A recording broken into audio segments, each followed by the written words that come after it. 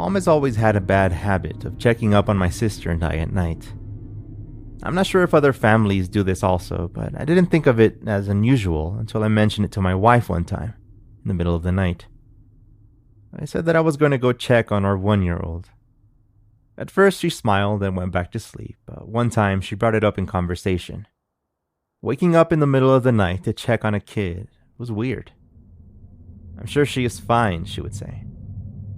Still, I would roll out of bed, crack open her door, and make sure that she was sleeping soundly.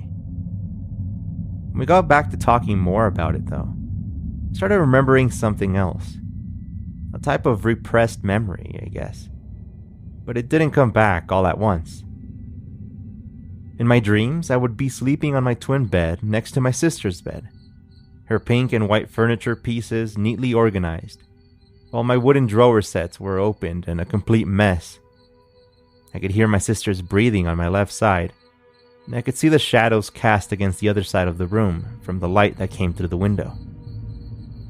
It was strange for me to remember our first house, the place where I grew up, but it was comforting to remember how happy I used to be as a child. Our room had no windows to the outside. I guess it was part of the oddities of the house itself. So instead, Dad built us a window facing the hallway, and Mom placed a nightlight out in the socket of it that would stay on the whole night.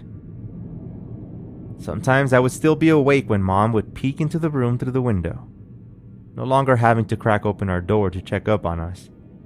But I would feel an amazing sense of fear whenever I would see her body block the light and cast a shadow for a few seconds and then head back to her room. Eventually, Mom would only pass from one end of the hall to the other, and it happened several times at night. Anyway, my wife thought that it wasn't that big of a deal that I did that. But she was a light sleeper, so me moving around at night would wake her up sometimes. I don't know how else to describe the urge I felt to go check on my child that night, but it didn't come from a sense of warmth like I did in my dreams. I was afraid. And the thing is, I don't know what I was afraid of. I was asked this several times, and I cannot pinpoint the fear to that being an abduction or illness.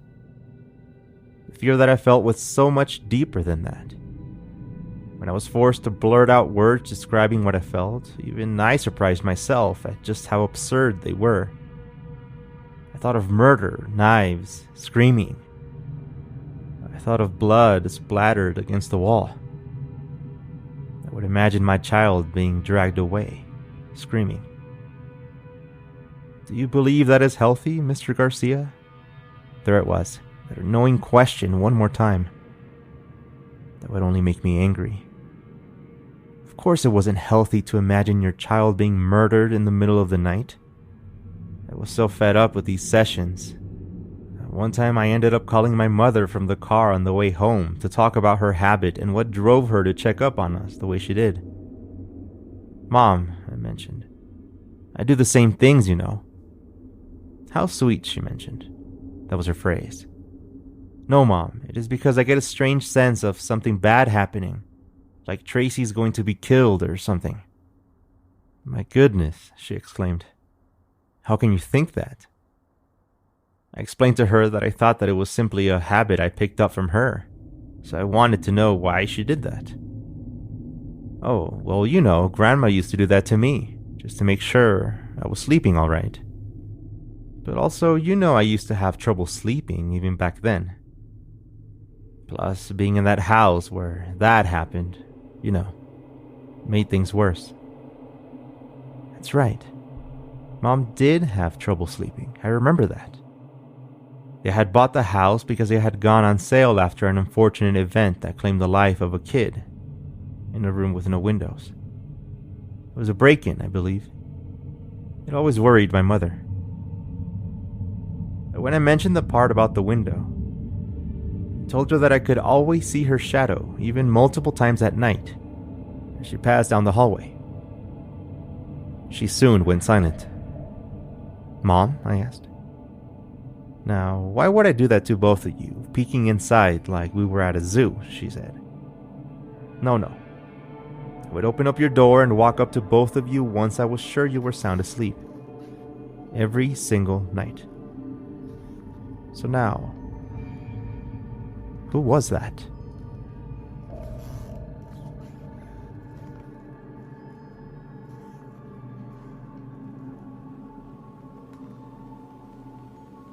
A family home. This house was passed down from my parents to my small family. It isn't that big of a deal. My wife used to call it a shack, until I told her that it bothered me. I wasn't sure why it did. My parents had worked hard to buy that piece of land. Even though they didn't have to build the house themselves, the land charged a hefty price just for having that place built directly on there. Tanks, wiring for electricity, and everything had been added before the purchase, so my parents did not see it as a total loss. Or so the story goes. Mom never liked the house. She said it gave her the creeps. Dad used to say that it was the area that Mom was afraid of. It had lots of empty space surrounding it. The back of the house would look out into the dark scene of mountains and tiny groups of pine trees scattered through the side of it. In the front, one can see for miles as the fog rolled over the dirt roads that would take us over the hill into the town, which is now a city, where we would do the shopping. Mom had come from an even smaller town than that, though, so I doubt that she would have been afraid of living in a semi-secluded area like that. For as long as I could remember, Mom blamed the house, or how she called it, the shack. Dad loved it. It had a courtyard in the middle, though calling it that is a bit of a stretch. With such an old-fashioned construction, one had to step out into the hallway and through the courtyard just to get to the bathroom. It was a blast growing up there. My friends from the town used to love coming over to my house and camping there. Bonfires, s'mores, tents, the whole thing. But it all stopped one day when two of my friends ended up crying over something that they claimed they saw. It must have been around midnight, and the bonfire was dying out, when I heard Sam scream from his tent, the one he was sharing with two other kids. I was half awake, obviously, but I heard Mom's voice, and then Dad turned on the main lights that lit up the entire field. Mom screamed, and Dad yelled out to someone out in the field. Then suddenly, a gunshot. Everything went silent then. Nobody knew what to do. I saw Dad running out into the field when Mom unzipped the tents and helped us find her shoes. Camping was over for the night, and we would be staying inside. I barely remember it, but Sam and the other two kids inside that tent claimed to have heard a growl, while the others heard the voice of a man.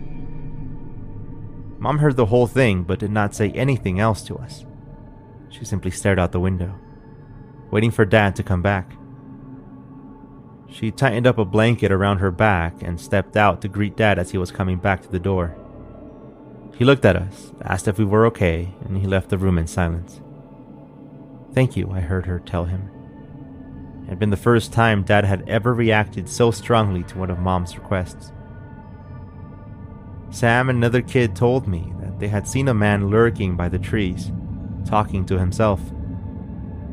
Mom, sitting on the chair by the window, simply stared out into the darkness. You could tell she was listening. I never asked her much about that specific situation, but it was a big deal at the time. I had already experienced things at that point, and the creepiest thing I had been told by Mom was about my imaginary friend named Ruth. She was a young girl with braided hair that I had drawn a few times. Supposedly, I would tell Mom that we had gone out to play by the trees, and that she would tell me which one was her favorite tree. I ended up picking a favorite one also, but I don't remember which one it was. I barely remember her, but according to Mom, Ruth's mom was named Bonnie, and that both her dad and her older brother were named John. There were lots of things that happened in that house. Things from shadows lurking through the hallways to the pots and pans moving in the kitchen by themselves. They were always minor. As I was growing up, I simply started to ignore them. But Mom seemed to pay close attention to them. She wouldn't tell us, and especially wouldn't tell Dad. But I have lots of memories of her setting her coffee cup down and walking carefully over to the courtyard, stepping out into the hallway, and of catching her staring out the window in the middle of the night when I would step out of my room to go to the bathroom. She would always smile at me and then turn her head back to the field. On the day we signed the papers, Mom joked that now that Dad wasn't on the legal documents anymore, I would finally be able to sell the darn thing. She had been given another folder that came along with the official signed documents, but the notary ignored them and gave us a brand new manila envelope with her stamp on the front, as she excused herself to go grab something from the printer on the other side of her office. In the awkward silence of that place, I held up the folder, and Mom looked at me. I shrugged and opened it up. First, I would take out some of the newspaper clippings and hand them to Mom. Headlines, along with the photos of how our fields used to look like a long time ago. An entire family had been killed by an intruder before my parents purchased it. We just kept going through the newspapers. But then, we both held up a large photograph of the family that was taken in front of the house. "Welcome to your new home, Bonnie. September 1951.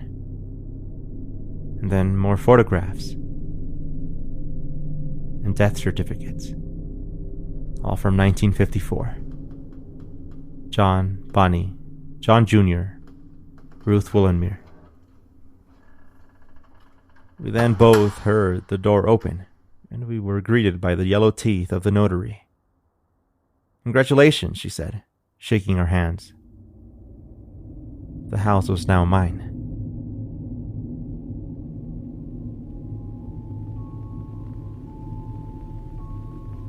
The following story also deals with the places we choose to live in, and how some can have a darker past. This story is coming up right after this. The Patch of Trees. There used to be a little girl that I would play with when I was a kid. She wouldn't say anything and she wouldn't do much to bother us. She would just sort of be there. When I met her, I was playing out in the yard of our apartment complex, and she simply walked up to me and signaled me to follow her. Mom would always force me to change whenever my shirt got as dirty as hers, but she didn't seem to mind it.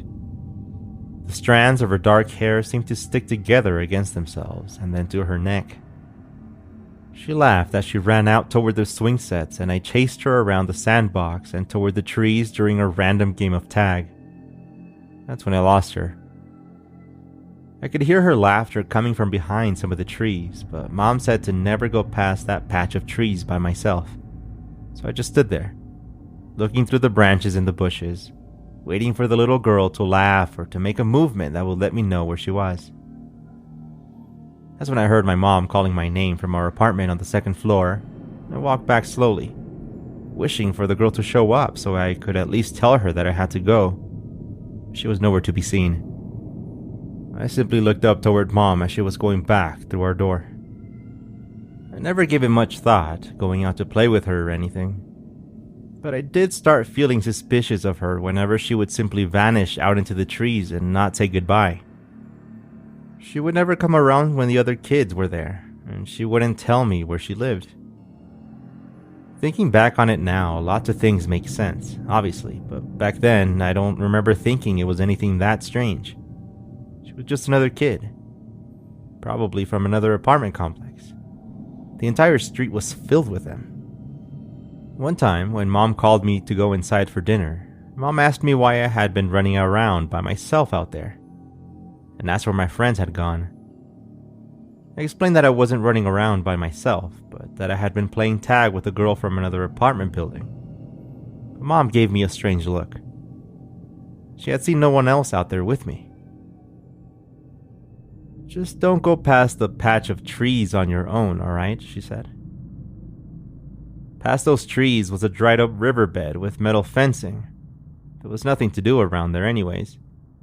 I had gone there with two of my other neighborhood friends one time, and we had been poking a dead bird with a stick just beyond that fence on a dare. Mom never found out.